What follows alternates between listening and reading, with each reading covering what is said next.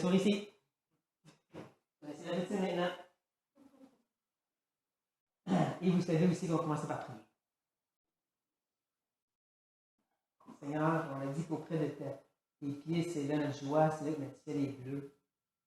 C'est pour ça qu'on a été créés, récréés, régénérés. C'est pour exister auprès de toi. On est porteurs de ton image. Et tranquillement, tu la restaures en nous. Et on sait que tu utilises la prédication de ta parole pour faire ceci. On sait que tu utilises ta parole en soi. Ce livre si glorieux, si mystérieux, si compliqué, si simple en même temps. Où est-ce que Dieu dévoile son cœur et ses pensées à nous par des psaumes et des proverbes et des écrits de Paul et de Pierre et des livres historiques aussi, et des histoires des fois qui nous dérangent.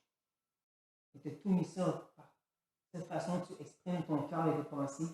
Tu nous fais connaître qui tu es, ce que tu attends de nous, et c'est quoi ta relation avec toi. Et donc, on veut s'asseoir à tes pieds puis être émerveillé par toi, non pas par mes capacités pour prêcher. Père, je ne peux pas croire que j'ai le droit et l'occasion, la responsabilité et l'occasion, la bénédiction de pouvoir amener ta parole, de pouvoir dire aux gens, ainsi parle Paul, ainsi parle le Seigneur à travers Paul. Voici ce que le texte dit. C'est tout un honneur, c'est toute une responsabilité, comme Jacques nous dit, et je sais que je vais juger beaucoup plus sévère face à ça. C'est pour ça que je te demande premièrement ton aide pour éclipser des pensées, les choses inutiles et garder que ce que tu veux dans tout ce que tu m'as partagé. Et je te loue parce que c'était comme toujours une merveilleuse grâce de pouvoir dévorer ta parole de cette façon, de la mâcher comme il faut, l'envaler, la ressortir, mâcher encore dessus. Et là maintenant, des images ici, mais de partager mes frères et sœurs. Je demande donc de capter leur attention, d'ouvrir leur esprit, leur entendement, que ton esprit soit sur eux, que tu illumines, que tu mets ton onction sur nous maintenant. On ne prend pas pour acquis aucun message, aucun temps qu'on a auprès de toi. Ce n'est pas juste ce qu'on fait parce que c'est mercredi puis pour avoir une prêche avant de pouvoir prier. Non, on veut se tourner vers ce glorieux livre de 2 Corinthiens et laisser Dieu parler. Chacun et chacune ici maintenant. Je demande de bien vouloir bénir mes capacités parce que, un peu comme les sacrifices animaux étaient spécifiques, avec des mesures de combien de d'huile que tu devais mettre, de vin d'ici et de tout ça, c'est prends rien pour acquis. Les actions de l'homme sont tout aussi importantes que qu'est-ce que tu fais dans nos cœurs. Donc, que tu bénisses mes efforts ici et que tu ouvres les cœurs aussi pour parler individuellement à tous et chacun. Père, viens dire ce que c'est à dire. Et qu'est-ce que moi j'ai à dire dans ce temps-là? C'est Dieu qui parle. Parle-nous, Éternel. Amen. Et on arrive finalement au chapitre 12 de 2 Corinthiens. Nous avons à la fameuse vision paulienne, parce que l'apôtre Paul est allé au 3e ciel. Et je dirais que la meilleure façon de comprendre le passage, c'est d'enlever notre paire de lunettes plus moderne et d'en mettre des plus anciennes. Ce que je veux dire, c'est que les paires de lunettes qui ont 2000 ans d'histoire chrétienne et qui souvent viennent s'imposer au texte de la Bible. Hein, tout le monde sait que la Bible dit ça. Tout le monde sait que s'il arrête ses péchés, ben, il n'y a aucun texte qui dit ça en Bible. C'est ça que je veux dire par, on prend les 2000 ans d'histoire et on l'impose au texte.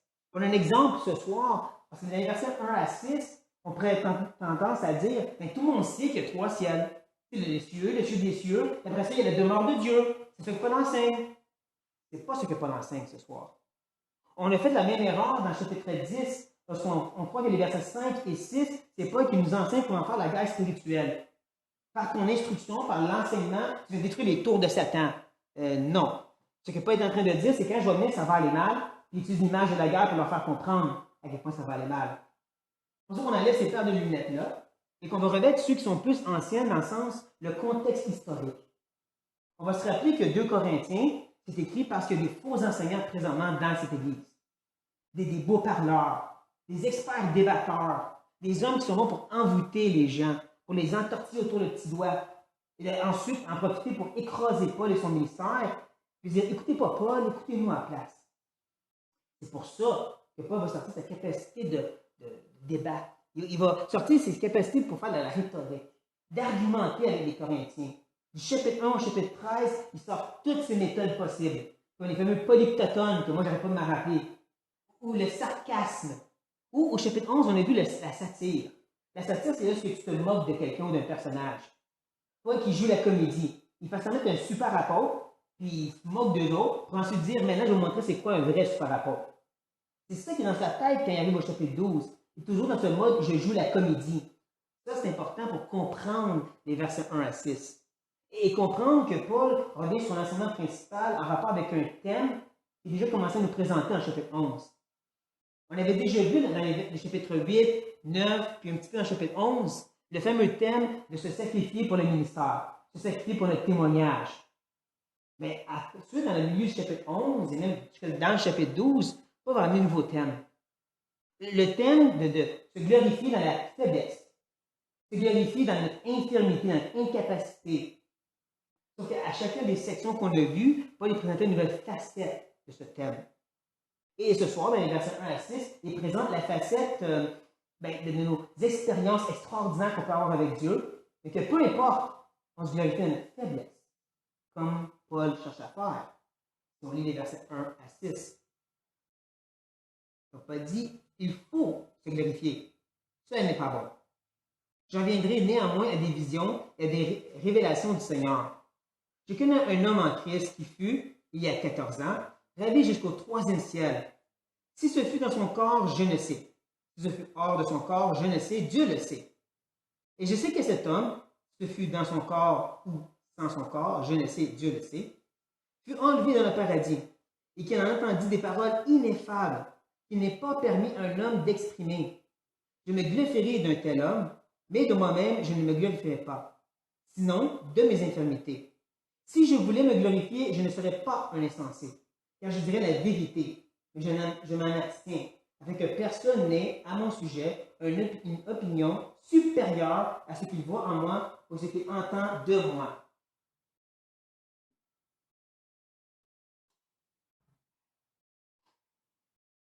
Vous avez compris que ce soir, on va devoir réfléchir un peu. Et ça commence dès le verset 1. Parce que je vous dirais qu'il y a un gros combat avec les différentes sortes de manuscrits, les familles de manuscrits, comme on dit. Les plus anciens, les plus majoritaires. Les plus anciens présentent Paul au verset 1 comme ayant un texte saccadé, tout brisé. Si vous voyez la Louis II 1910, vous le voyez aussi, la première énoncée est suivie de 3 petits points. Comme s'il n'y a pas vraiment de lien entre les deux. Ben, c'est comme ça dans leur texte. Paul qui dit toutes sortes de phrases toutes coupées de même. Dans les versions plus modernes et plus majoritaires, il y a plus de fluidité, mais le message change un petit peu. Dans leur verset 1, ce que ça semble dire, c'est Paul dit que c'est pas bon de se glorifier, parce que sinon on va avoir des visions et des révélations. Mais en réalité, dans les textes plus anciens, Paul semble dire que oui, il faut se glorifier. En lien avec le verset 30, justement, chapitre 11. Personnellement, je penche du bord des textes plus anciens. Parce que quand Paul devient émotionnel, il a tendance à couper un peu ses idées. On l'a vu au chapitre 9, on l'a vu au chapitre 6, on l'a vu au chapitre 11, et là, il va être émotionnel, bien sûr. Mais je vais faire une petite modification au verset 1. Ce que Paul semble dire dans le texte original, ça ressemble à ceci. Il faut que je me glorifie, que je me vante. Cela sera une bonne chose ou profitable. En plus, je vais venir en parler des visions et des révélations du Seigneur. Donc, encore une fois, il faut se glorifier, c'est une bonne chose. En plus, je vais vous parler des visions et des révélations du Seigneur. Et quand on entend ça, on dit, wow, Paul ne parle pas comme ça. Ça n'a pas la tendance de Paul de se péter les bretelles aussi fortement que ça. Mais c'est là que je vous dis, il faut se rappeler que Paul il joue un rôle présentement. Il joue la comédie du super apôtre et il se présente justement comme quelqu'un d'extraordinaire. Même que certains croient que Paul utilise cette vision pour comme contre-attaquer les faux enseignants, qui aussi peut-être avaient des visions et disaient on a des grandes révélations. Je ne suis pas d'accord avec cette idée parce que la façon que Paul présente cette belle situation qu'il a vécue n'a pas assez de détails, pas assez clair, c'est pas assez extraordinaire pour pouvoir vraiment combattre des choses peut-être plus vraies du super apôtre. Il me semble plus, comme certains disent, que les super apôtres avaient des bons enseignements, des bons débatteurs, et pas dit, moi j'ai une coche plus haute, je vais vous parler de révélation. Parce qu'on sait comment les Corinthiens aimaient les manifestations charismatiques. Ils n'ont pas dit, moi je vais aller encore plus haut, je vais me super glorifier ici. De là, l'idée qui dit, je vais me glorifier, je vais parler de vision, et vous allez voir, là, moi je vais vous épater. Et comme j'ai dit, dans le chapitre 11, le verset 30, Paul avait déjà commencé à dire s'il faut se glorifier. Avec l'idée, c'est obligatoire. Si on le met à travers tout le chapitre 11, Paul devait le faire. Même que je me suis rendu compte que notre passage 1 à 6, c'est le verset 30, mais ouvert dans tout son éventail. Où est-ce que les versets 1 à 5a, c'est Paul qui se glorifie dans la gloire de sa force, de sa situation. Mais ensuite, dans 5b à 6, Paul se glorifie maintenant de sa faiblesse. Comme on voit dans le verset 30, quand il faut se glorifier, puis ensuite, c'est dans la faiblesse qu'il me glorifie. Donc ça, c'est le passage qui est devant nous. Paul qui est prêt à se glorifier et à présenter toute une histoire assez extraordinaire, même que j'ai commencé à comprendre davantage pourquoi il y a la fameuse histoire de Damas dans le chapitre 11. Vous vous rappelez, je me posais la question, qu'est-ce qu'elle fait là, l'histoire de Damas, à la fin du chapitre? J'avais supposé que c'était peut-être une sorte de contrebalan avec le fait que Paul portait les églises, puis au début, c'est Paul qui était porté par les églises, littéralement dans un panier. Mais quand on fait ensuite le contraste avec cette histoire et celle du chapitre 12, c'est tout un contraste. Dans la première, Paul il est descendu dans l'humiliation, dans l'autre, il est monté dans la glorification. Même que le mot ravi au verset 2, je ne sais pas si vous voyez le petit mot ravi jusqu'au 3e ciel, c'est l'idée de prendre au piège. Tu sais, comme un petit piège à terre, tu fais dessus, tu montes dans l'arbre. Tu vois très bien avec le mot corbeille, j'ai appris que ce mot-là, c'est une sorte de corps que tu entortilles autour de la personne comme un filet, c'est comme ça que tu le descendais. Donc, pas il était pris dans un piège pour descendre, il était pris dans un piège pour monter. Je vois encore plus pourquoi l'histoire était là pour contrebalancer. Sauf qu'en même temps, on comprend que Paul, ici, le comédien qui va jouer, c'est le rôle d'un raconteur. Il va raconter l'histoire de quelqu'un d'autre. On voit parce que Paul, il dit au verset 2, je connais un homme en Christ. Il ne dit pas moi, il dit je connais un homme en Christ. Et même, je dirais que le mot connaît, et aussi au verset 3, le mot je sais, c'est le même mot, et ce n'est pas le mot épignosis, ce n'est pas une connaissance expérimentale, c'est pas j'ai vécu ça, c'est le mot oida. Ça veut dire de voir jusqu'à percevoir. Ça veut dire j'ai eu telle information de l'histoire, puis je peux vous en parler. Comme si vraiment il est détaché de l'histoire. Comme je dis, il fait le rôle d'un raconteur. Il y a cet homme en Christ, cet homme-là, verset 3. Au verset 5, cet homme-là, lui, peut se vérifier. Vous allez voir au verset 5, il y a vraiment une différence entre lui et Paul, on dirait. Nous, on sait le reste de l'histoire. On sait que c'est Paul, mais pour tout de suite, Paul il dit, je vais vous raconter une histoire, une vision extraordinaire. Donc il dit, je connais cet homme en Christ, ce chrétien, il y a 14 ans. Là, je vais faire une petite parenthèse. Une petite parenthèse habituelle. Où est-ce que je dirais, faites attention de ne pas tomber dans le piège. On dirait que tout le monde tombe dedans et qui dit, waouh, Paul a gardé ce secret pendant 14 ans. C'est pas marqué ça. Je regardais en grec, il n'y avait pas de mot secret nulle part. Paul dit juste, il y a 14 ans, j'ai vécu quelque chose. Il ne dit pas, c'est un gros secret. Personne d'autre le savait. On peut dire, oui, mais c'est pas écrit dans aucun autre épître. Puis on ne va pas dans le livre de Actes. Moi, je vais répondre, oui, mais on n'a pas tous les épîtres de Paul. Puis le livre de Actes n'a pas toute l'histoire de Paul non plus. Mais quand on lit dans le livre de Actes, ce qu'on peut voir, c'est que Paul, lorsqu'il raconte son témoignage, je pense que c'est 3 fois, à chaque fois, il prend le temps de dire qu'il y a une vision de Jésus. On apprend dans Acte 18, quand il est à Corinthe, que le Seigneur lui apparaît et lui dit, ne crains point, j'ai un grand peuple. Comment est-ce que Luc sait que Paul a une vision, si Paul ne lui a pas dit? Comment est-ce que Luc savait qu'il y a une vision macédonienne, si Paul ne lui a pas dit?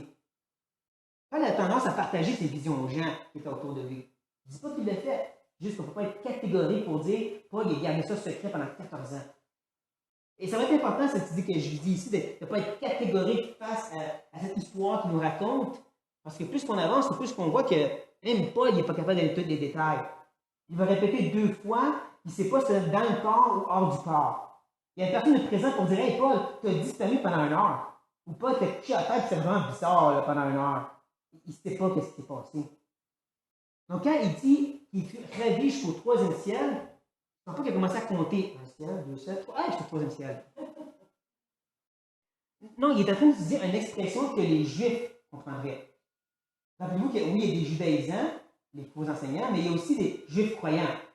On voit ça dans Acte 18, où est-ce que justement il y avait des Juifs de la synagogue, même des chefs de synagogue, Sosthène, qui ont été sauvés.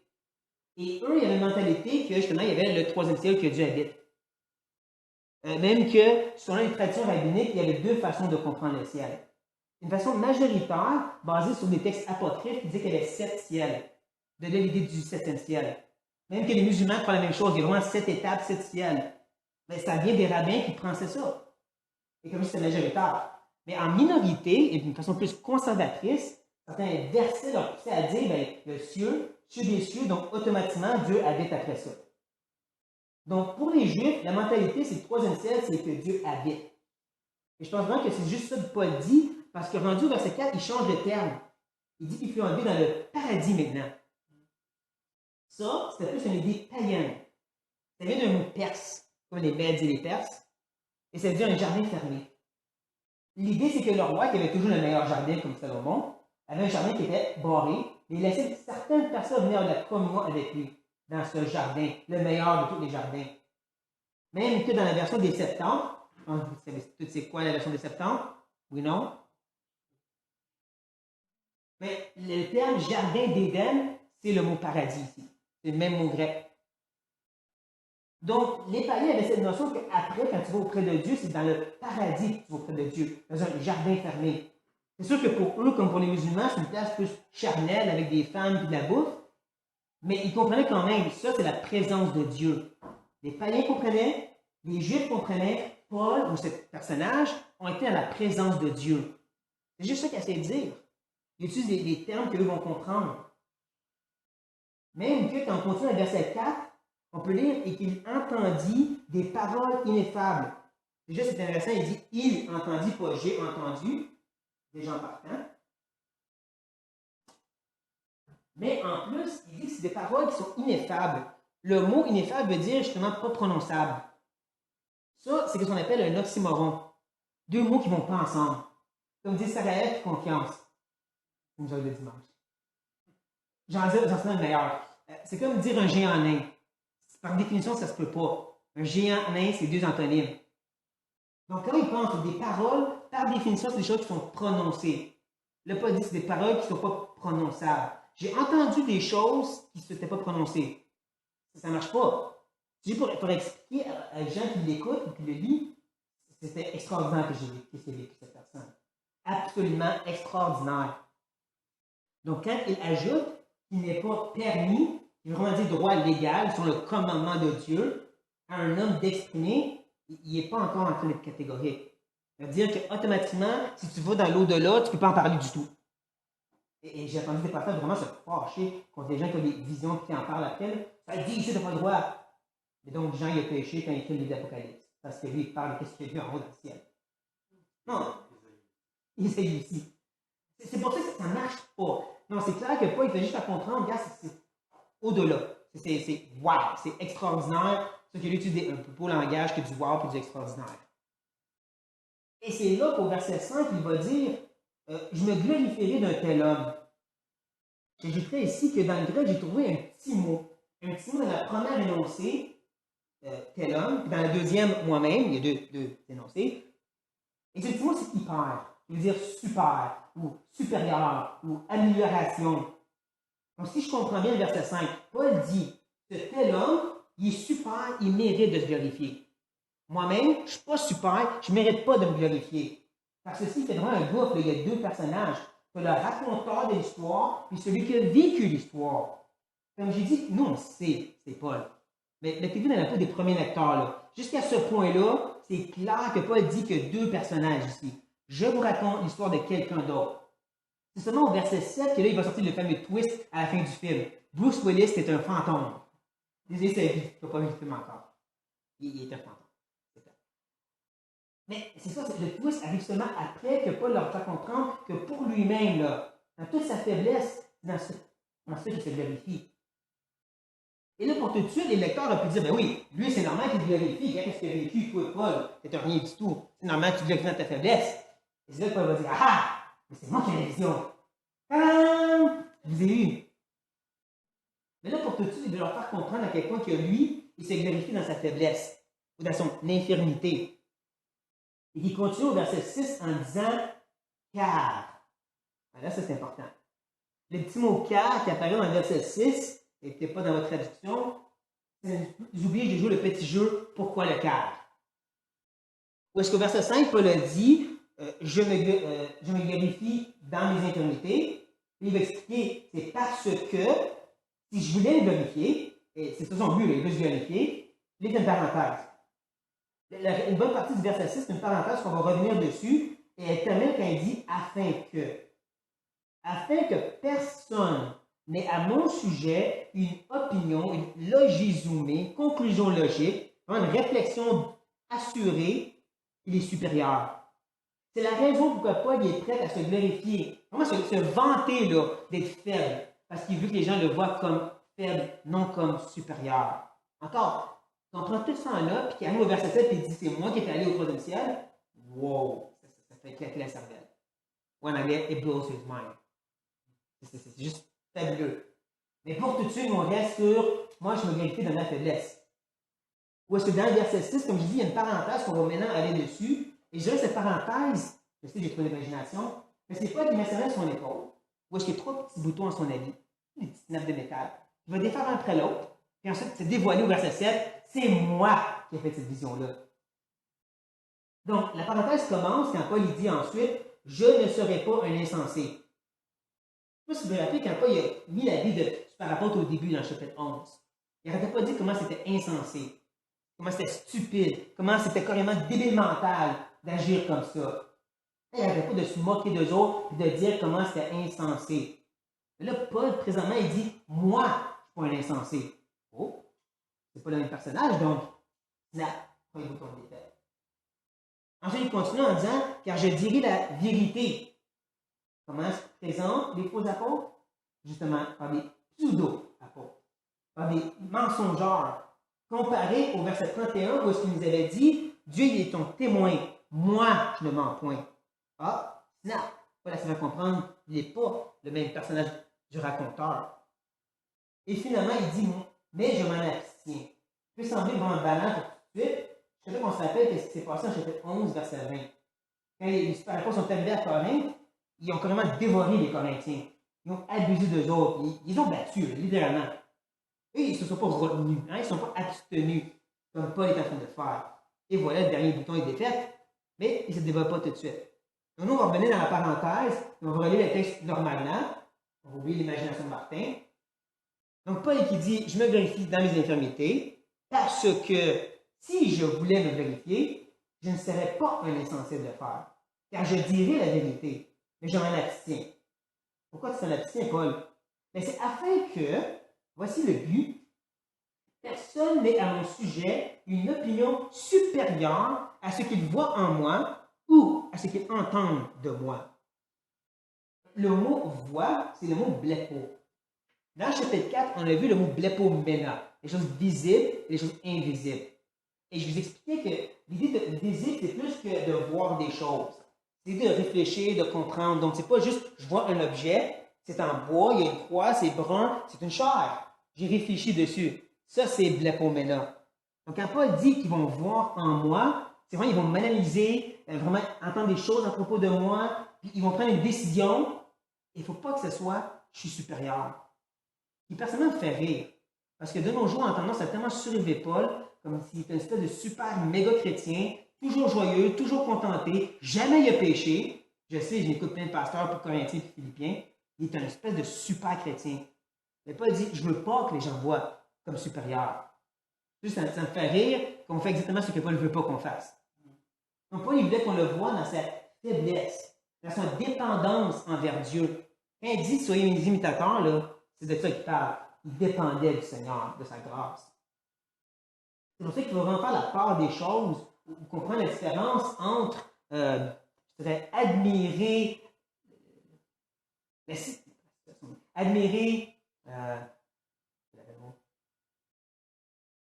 situation extraordinaire de la personne et d'imiter leur exemple. Je vais essayer de l'illustrer par un exemple fictif en rapport avec un sujet que j'aime bien, la prière. Disons d'un bord, tu as la personne qui, quand il prie, on dirait que Dieu répond toujours. C'est même presque miraculeux. C'est comme si un lien direct avec le ciel. Il prie pour des choses, wow, se passent, puis qu'on dit, on l'admire. Comparé à celui qui prie sans cesse. Dieu ne répond pas toujours, mais lui, il est toujours en train de prier quand même. Un exemple à imiter. C'est ça que je veux dire par la différence entre les deux. Mais je dis ceci, pas pour qu'on vienne à dénigrer les expériences. C'est ça, moi, j'ai tantôt, ça a les expériences qu'on peut avoir avec le Seigneur. Je mentionnais André il y a 2 dimanches, comment il ne savait pas, mais c'est mon précurseur. C'est André le baptiseur. Il a tracé le chemin pour le message de ce soir parce qu'il mentionnait dans Luc 9 comment le Seigneur semblait apporter des situations vraiment extraordinaires pour encourager dans les temps difficiles. Il y avait des exemples comme Jean qui était en prison. Et là, c'est là que Jésus va accomplir une des prophéties d'Ésaïe, guérir des gens. Et tu vois, c'est ça que ça dit, je suis le Messie. Ça l'encourage. Ou il dit aux disciples, je m'en vais mourir, puis ceux qui vont me suivre vont souffrir aussi. Et qu'est-ce qu'il y a après? Le mot de transfiguration pour les encourager. Et comme il mentionnait, souvent le Seigneur fait ça pour nous aussi. Moi, j'ajouterais, comme disons, dans le temps qu'on dirait qu'on marche dans le noir, là. On dirait qu'on ne sait pas ce que Dieu veut pour nous. On ne voit rien devant nous, mais on dirait qu'on n'arrête pas d'entendre sa voix si clairement. Comme si on était un vrai aveugle, on peut mieux entendre que voir. Ou dans la circonstance où on semble vraiment souffrir, c'est difficile, c'est une grosse épreuve, et on dirait que Dieu répond à toutes sortes d'autres prières autour pour nous encourager. C'est ça que Paul a vécu présentement. Quand on calcule les 14 ans avant 2 Corinthiens, on tombe plus ou moins dans Acte 11. Lorsque Barnabas va chercher Paul, le ramène en Antioche pour la première fois, il entend parler qu'il y a un besoin à Jérusalem, puis il amène une collecte là-bas. À quelque part dans ça, peut-être même à Jérusalem, Paul a eu cette fameuse vision ici. Vous savez qu'est-ce qui se passe après? Bien sûr, le ministère de Paul commence avec Barnabas. Ou, si vous préférez, Acte 2 Corinthiens 11, 23 à 33, où que Paul a souffert de façon extraordinairement, horriblement. Mais avant tout ça, Dieu avait montré dans sa présence. Il avait expérimenté quelque chose que Paul ne peut même pas décrire. C'est pas juste qu'il l'a vu, il a goûté quelque chose. Et ensuite, Dieu, c'est bon? C'est extraordinaire, Paul? Hein? Mais là, il faut t'entendre souffrir. Pas pour rien que quand il est en prison à Philippe, il chante, même si c'est en douleur. Parce que hey, si je meurs, je m'en vais au ciel. Puis je sais que c'est extraordinaire, là. Pas pour rien qu'il dit, Philippiens, la mort m'est un gain. Parce qu'il sait c'est quoi mourir, lui, comparé à nous. Il sait c'est quoi d'être dans la présence du Seigneur. Donc c'était tout un événement pour lui. Ça, je dis, il ne faut pas dénigrer les choses que Dieu nous fait vivre. C'est juste qu'il ne faut pas les admirer ou s'en glorifier. C'est pour nous, en nous et Dieu. Mais ce que Paul veut qu'on comprenne, c'est que la vantardise, j'ai bien dit, oui, on se vante dans notre infirmité, dans notre dépendance envers Dieu. Parce qu'on parle souvent, justement, d'avoir un bon témoignage, un exemple pour les gens à suivre, d'être fidèle dans notre marche. C'est tout vrai. Les jeunes, c'est vrai, il faut être fidèle au Seigneur. N'empêche, il y a aussi une réalité où est-ce que dans notre faiblesse, on est des pécheurs dépendants de Dieu, même des pécheurs qui pêchent, il faut qu'ils se repentent devant les gens. Ça aussi, c'est un témoignage. Et Dieu, il a rendu ça palpable pour moi l'année passée. Parce que c'était au travers quand j'ai reçu le fameux téléphone qui me dit Karen est morte. Après, j'ai accroché le téléphone, j'ai réagi comme un être humain. Ça m'arrive des fois. Et mon premier collègue de travail qui m'a rencontré, qui m'a vu dans cet état de faiblesse, il m'a dit quand je suis revenu que les gens lui demandaient Pasteur Martin va être correct, surtout que lui, il m'a vu dans la plus pire des faiblesses. Et j'ai aimé sa réponse. Il a dit oui, il va bien aller parce qu'il se confie en Dieu, c'est pour ça qu'il va bien aller. C'est un homme sauvé en passant. Dieu a utilisé cet homme-là pour partager sa force à travers ma faiblesse. Et c'est pour ça que je dis je comprends exactement de quoi Paul parle ici. Ça me fait aussi penser à quelque chose que je méditais il y a 2 samedis pendant le temps de prière. Et j'espère que j'avais bien compris ce que je vais dire ici, là, mais je pensais à comment je suis content que notre pasteur, c'est pas une espèce de champion de la foi. C'est un super méga pasteur, que sa famille est parfaite, puis lui, il est parfaitement tout ce qu'il prêche. Ça serait lourd, ça. Essaye de ne pas vivre ce qu'il prêche, c'est lui le vit. Tu n'as pas d'excuse. Lui, il le fait. Mais quand tu as quelqu'un qui est imparfait, qui a de la misère à marcher pour le Seigneur, sa famille est imparfaite, il dépend de la grâce de Dieu, ça, c'est un exemple que je peux éviter, moi. Dépendre de la grâce de Dieu comme ça, je suis capable de suivre ça. Assez de fidèle à la parole comme lui essaie de l'être, ça, je suis capable de suivre ça. Et c'est ça que Paul essaie de véhiculer à ses Corinthiens qui étaient forts sur wow, extraordinaire, super apôtre, encore mieux. Paul dit non, faiblesse. C'est là notre gloire. Donc, pour nous aussi, on devrait dire la même chose. Notre gloire se trouve dans cette faiblesse. Non. Faible. Ouais, Seigneur, Quand on réalise qu'on ne peut pas se sauver soi-même, même plus encore quand on réalise qu'on ne voulait même pas de toi. On ne veut rien savoir de toi. On était des cœurs rebelles et pécheurs. Mais c'est toi qui nous as régénérés. C'est toi qui nous as fait étendre la main pour saisir la main libératrice de Christ. Quand on réalise à quel point que même présentement, on dépend de ta grâce pour rester debout, et quand tu lèves ta grâce, comme tu fais si souvent dans nos vies, pour nous montrer notre pécheresse, notre attitude dégueulasse de qu'est-ce qu'on est vraiment, on réalise à quel point qu'on est faible, infirme et dépendant de toi. Et de penser que c'est un sujet de gloire, un sujet pour nous vanter, pour vraiment dire, regarde comment je suis poche, j'ai besoin de Dieu. Et pourtant, c'est ça que Paul, lui, a essayé d'enseigner. Lui qui a eu une des plus extraordinaires visions qui a jamais existé. Le seul homme qui est allé du vivant au 3e siècle qui est revenu. Le seul homme qui a vraiment connu c'était quoi. Et là, lui, il dit que sa gloire se trouve dans son infirmité. Elle ne se trouve pas dans le fait qu'il a expérimenté quelque chose qu'aucun autre homme a expérimenté. Ça devrait nous enseigner, nous faire réaliser que tout ce que tu nous donnes, c'est pour notre bien, mais ça dépend de toi qui est pour notre mieux. Que tu viennes donc nous aider de ne pas être si prêts à dénigrer nos faiblesses, à vouloir cacher en dessous du tapis nos péchés, sans nécessairement dire qu'on se vante du péché, mais de dépendance de toi pour être pardonné et délivré du péché. Aide-nous à vraiment reconnaître que notre faiblesse est une couronne d'une façon. Notre incapacité, c'est ça les bijoux qu'on met dans la couronne. C'est qu'on est dépendant de Dieu. Et c'est là que vraiment on est heureux. Si on pourrait comprendre ça de l'apôtre Paul qui est allé voir Dieu en personne et qui dit qu'est-ce que moi je me glorifie, c'est que j'ai besoin de Dieu parce que je suis incapable, ça devrait nous enseigner. Ça devrait nous faire comprendre. Et on vient nous aider à bien saisir pour nous-mêmes, individuellement, chacun de nos vies. Parce que, bon, le message va parler comme ça, mais peut-être va parler autrement à mes frères et sœurs présentement.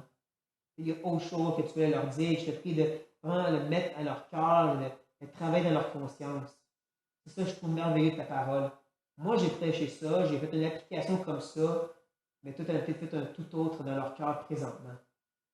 Ce que je prie, c'est que tu l'appliques dans leur vie, que tu en transformes leur vie face à ce que tu leur as dit maintenant.